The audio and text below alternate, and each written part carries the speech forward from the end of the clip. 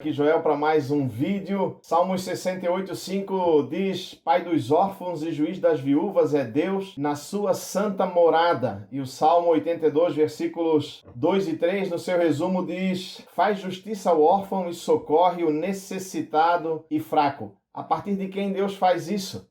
A partir da igreja, a partir da sua igreja. Deus quer exercer paternidade sobre a vida dessas pessoas a partir da igreja. E a partir da igreja manter aquilo que é necessário e básico para a sobrevivência, subsistência dessas pessoas, com um bom testemunho daqueles que estão fazendo isso, relatando que o Senhor é que faz através da sua igreja, dos seus servos, dos seus filhos. Então, para nós, a igreja, a religião perfeita ou a religião pura, a religião real, é aquela que trabalha em prol dos fracos, dos necessitados, dos pobres, das viúvas, dos órfãos e do estrangeiro.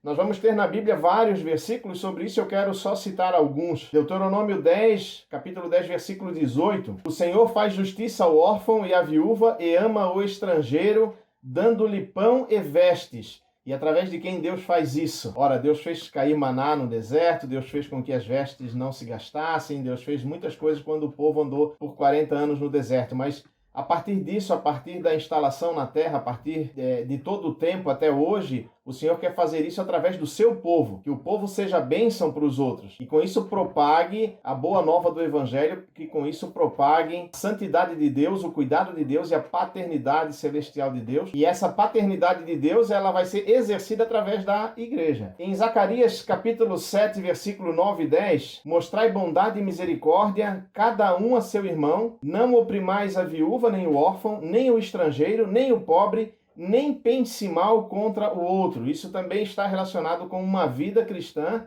com uma vida de fé no Senhor, com uma vida reta e correta na presença de Deus. Então você vê que muitos aspectos daquilo que muitas vezes ainda é relutado hoje nas igrejas, eles são bíblicos, eles são ordenanças. O Senhor, ele ordena isso para a sua igreja.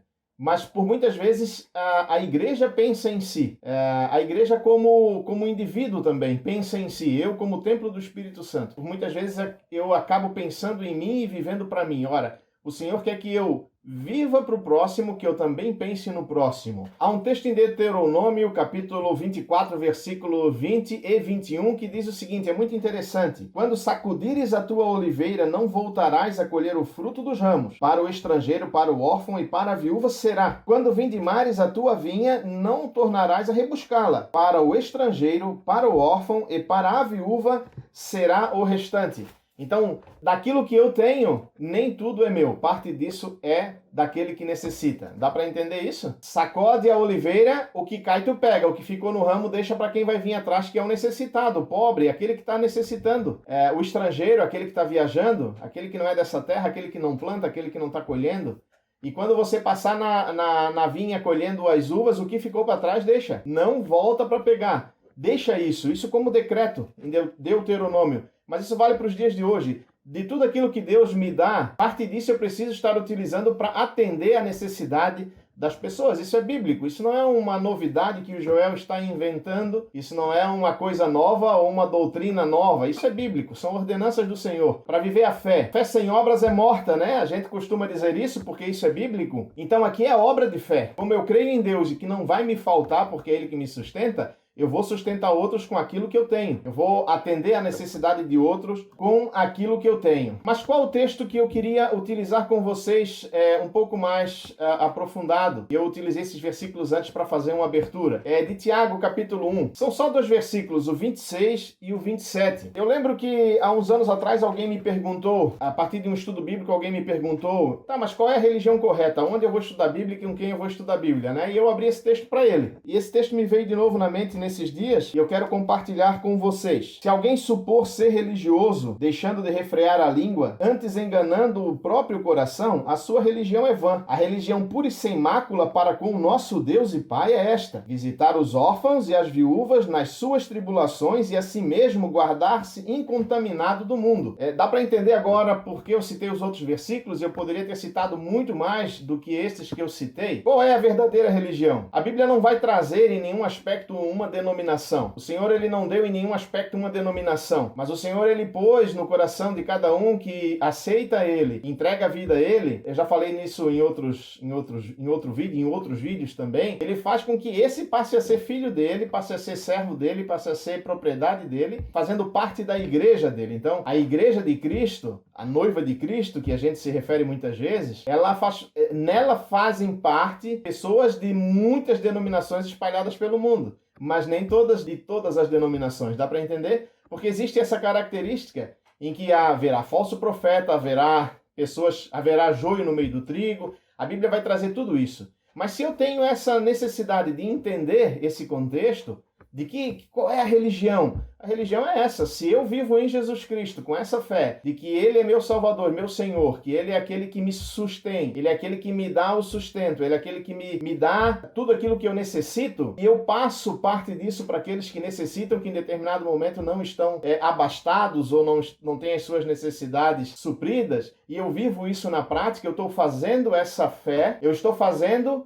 obras a partir dessa fé que eu tenho em Jesus Cristo. Então, a fé sem obras, ela é morta? Sim. Mas a obra não produz a fé. A obra é só um resultado do cristão que crê em Jesus Cristo. E ele vai viver isso. Ele vai fazer isso no Senhor Jesus. Tenta uma vez fazer uma experiência de entregar algo para alguém que você vê que está necessitado e diz, olha, isso é do Senhor Jesus para ti. Agradece a Ele. Não precisa me agradecer, porque é a obra dele. Ele se preocupa contigo e Ele te ama. E você vai ver a reação dessa pessoa. E você vai ver na reação dela o quanto ela entendeu que o Senhor está atendendo a necessidade dela a partir de ti. Lembra que eu disse antes? Deus quer exercer paternidade na vida das pessoas a partir daquilo que Ele tem me dado, a partir daquilo que eu emprego para auxiliar os necessitados. Quando aqui o texto de Tiago fala refrear a língua, ele não está dizendo que eu vou ser mudo, e ele não está dizendo que eu não vou admoestar pela palavra, exortar alguém pela palavra e dizer, pela palavra você está errado. Eu posso fazer isso com amor. Mas ele está falando de refrear a língua com relação à murmuração. Muitos têm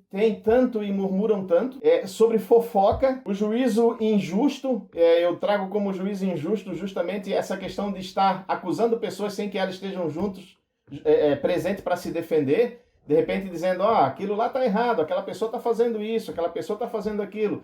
Não faz isso. Chega na pessoa e diz, irmão, eu percebo que você está fazendo isso, isso, aquilo. Eu estou errado? Realmente está acontecendo? Está. A palavra diz assim, assim. Não, você está errado, não está acontecendo. Opa, perdão então, foi uma impressão errada que eu tive. Os irmãos precisam se comunicar assim. E a impureza, Deus quer uma igreja pura. E pela língua vem a impureza, porque se começa a trazer elementos e a dedicar tempo para falar coisas que não estão acontecendo, coisas que não são, ou coisas que aconteceram, mas que precisam passar por perdão e não por acréscimo de peso, por acréscimo de peso mesmo sobre a vida daquela pessoa que talvez tenha errado. Então, refrear a língua não quer dizer deixar de pregar o evangelho, deixar de falar do evangelho, deixar de admoestar ou exortar, mas sim deixar de fazer fofoca, deixar de ser injusto com as pessoas, deixar de cometer impureza por falar aquilo que não é e trazer maldição sobre a vida de pessoas a partir do que está sendo dito e que não é real naquele caso. O versículo seguinte, o 27, vai dizer que a religião pura e sem mácula para com o nosso Deus e Pai é visitar. Esse visitar é cuidar. Esse visitar é atender. Atender quem? Órfãos, viúvas, nas suas tribulações, nas suas dificuldades, nas suas angústias. Um vídeo anterior foi feito sobre consolação. Aqui também tem um contexto de consolação. Trazer consolo sobre essas pessoas a partir do cuidado material. Aqui não está só falando de um abraço, de dizer Jesus vai te ajudar. Jesus quer que tu ajude ela. Dizer para alguém, o Senhor vai te ajudar, o Senhor vai te suprir na tua necessidade, é muito bonito e é verdadeiro. Mas o Senhor está esperando a paternidade dele ser executada na vida desse que está necessitado a partir de ti, a partir de mim, a partir do que nós temos. Mas o que eu tenho é pouco, mas é mais do que o que muitos outros têm. É mais do que muitas outras pessoas têm. Mas existe uma outra questão ainda aqui que é se guardarem contaminado do mundo. Se guardarem contaminado das coisas do mundo. Então eu vou viver essa fé com obras, mostrando que o Senhor ele é fiel e ele age através dos seus, através da sua igreja. Mas eu não vou me contaminar com o mundo e nem buscar no mundo e nas coisas do mundo aquilo que vai me suprir as minhas vontades, os meus desejos. sobre isso também já tem vídeo aí para anterior que foi feito. Se manter incontaminado, a minha consciência, a minha mente e o meu coração, ele tem que estar fixo no Senhor. Então, a religião perfeita em mim é justamente isso. Produzir uma fé com obras que vai ajudar os necessitados, aqueles que o Senhor já deixou relatado na sua palavra, mas também me manter incontaminado com aquilo que o mundo tem oferecido por aí e que, infelizmente, em muitas igrejas talvez tenha entrado, ou em muitas pessoas talvez tenha entrado, e viver essa vida de santidade e de pureza na presença do Senhor. E eu quero encerrar então com o texto de Mateus capítulo 25, versículos de 35 a 43. Porque tive fome e me deste de comer, tive sede e me deste de beber, era forasteiro e me hospedastes, estava nu e me destes vestimenta, enfermo e me auxiliaste, preso e me visitaste. Então perguntaram os justos ao Senhor: quando foi que te vimos com fome e te demos de comer, ou com sede e te demos de beber? E quando te vimos forasteiro e te hospedamos, ou nu e te vestimos? E quando te vimos enfermo e preso e te visitamos? O rei respondeu: em verdade vos afirmo que sempre que fizestes a um destes meus pequeninos irmãos, a mim o fizestes. Palavra do Senhor Jesus, direcionada para nós, que queremos ser a religião verdadeira na presença de Deus, e como igreja de Jesus precisamos viver. Que o Senhor te abençoe e te guarde, e que Ele te ajude e me ajude a viver isso em fé, fazendo com que a nossa fé se materialize em auxílio àqueles que são necessitados e com isso também divulgando o Evangelho do Senhor Jesus Cristo.